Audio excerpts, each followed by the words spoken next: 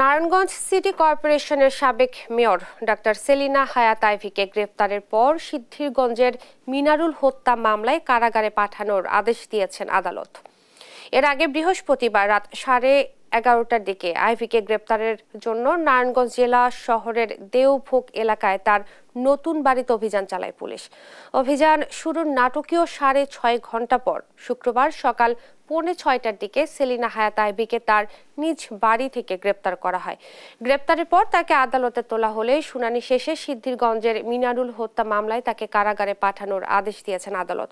শুক্রবার নারায়ণগঞ্জের senior judicial magistrate Mainuddin কাদের আদালত এই নির্দেশ দেন।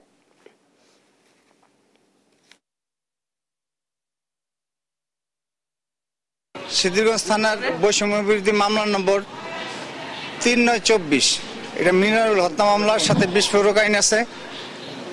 এই মামলায় নারায়ণগঞ্জের সিটি কর্পোরেশন সাবেক মেয়র সেলিনা হায়াত আইভীকে গ্রেপ্তার করছে। অদ্য কিছুক্ষণ আগে তাকে আদালতে তোলা হয়, আইনের আবেদনের প্রেক্ষিতে আদালতে তোলা হয় এবং বিজ্ঞ আদালত জনাব মাইনুদ্দিন কাদের স্যার, বিজ্ঞ সিনিয়র জুডিশিয়াল ম্যাজিস্ট্রেট, তাকে জেল হাজতে প্রেরণের নির্দেশ দেন।